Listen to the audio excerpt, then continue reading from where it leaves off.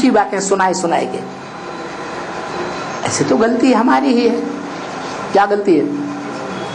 क्या गलती है?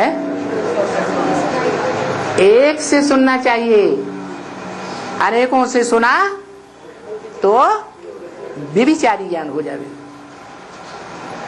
तो द्वापर युग से हम जानते हैं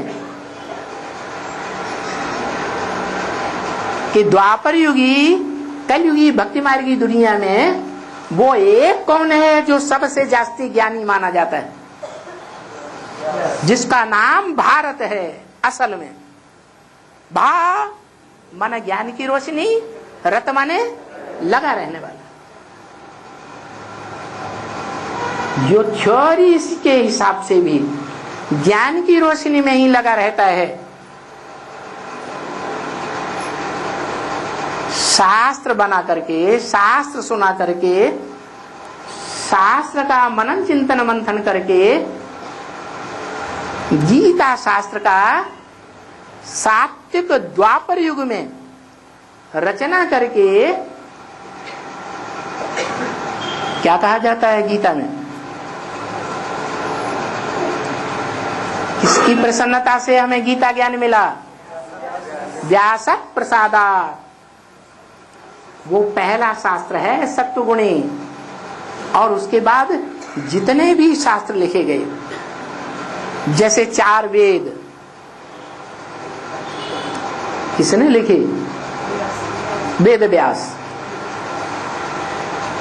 फिर अगले जन्मों में उन वेदों की व्याख्या किसने की? पहले पहले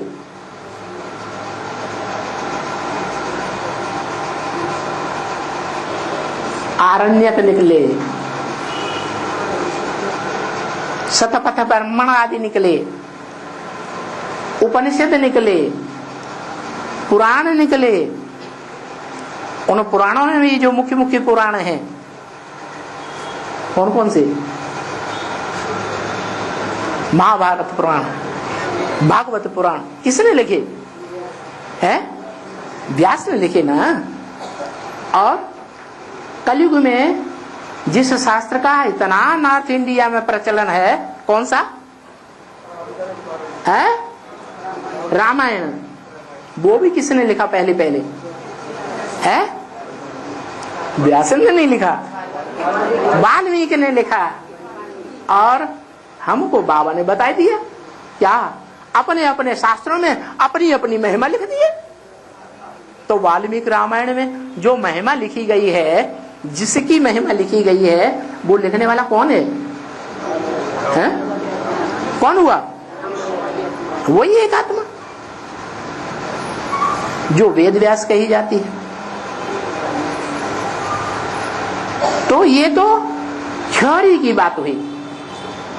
और प्रैक्टिकल जीवन की भी बात कहो तो द्वापर से लेकर के कलयुग तक प्रैक्टिकल जीवन में जितना भी संघर्ष आया, झूठों के साथ, झूठे धर्मों के साथ,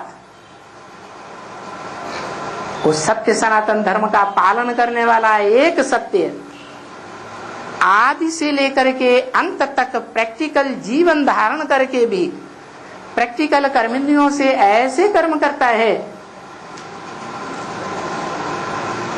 कि कभी किसी से हार नहीं मानता।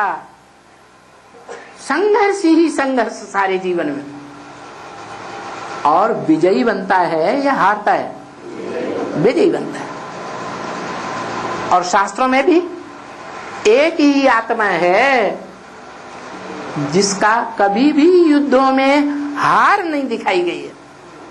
कौन आत्मा है? नारायण। वो नारायण अर्थ वो ही है। नार अयन भा रत, ज्ञान की रोशनी में लगा रहे सो भारत। नार माने ज्ञान जल में जो घर बना के बैठा रहे वो नार, ज्ञान में ही मस्त रहता है। कितना भी संघर्ष आ जाए, कितनी भी युद्ध की बड़े से बड़ी स्थिति आ जाए, तो भी ज्ञान जल में मस्त रहता है। तो ऐसी स्टेज बनाने वाले को भारत कहा गया है।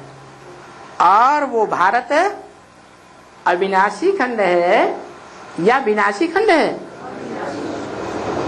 कैसा खंड है? अविनाशी खंड है। धरणी की ही बात है या चैतन्य पुरुषार्थ की भी बात है? धरणी ज्ञान धारण करती है, रोशनी धारण करती है ज्ञान की, या चैतन्य आत्मा धारण करती है? चैतन्य आत्मा धारण करती है। तो देखो वो एक ही है, ऊंचे ते ऊंचा, जिसे इस दुनिया में ऊंचा कहा जाता है, हीरो पाटधारी, नई दुनिया स्थापन करने वाला है और बाबा भी है। अगर वो नहीं है तो भला बताओ और कौन है? जो विरोध करने वाले हैं, ढेर की ढेर विष्णु पार्टियां निकली हैं भुजाओं के रूप में। विष्णु की अनेक भुजाएं होती हैं कि नहीं होती हैं? तो जो अनेक मतों वाली निकली हैं वो बताएं कि बाबा कौन है? जिस साकार में वो निराकार प्रवेश करके अभी पार्ट बजा रहा है, वो बताओ। देखो तुम याद करते हो, फिर ये सब बातें भूल जाते हो क्या? ये ज्ञान की बातें याद करते हो कि बाबा कौन है,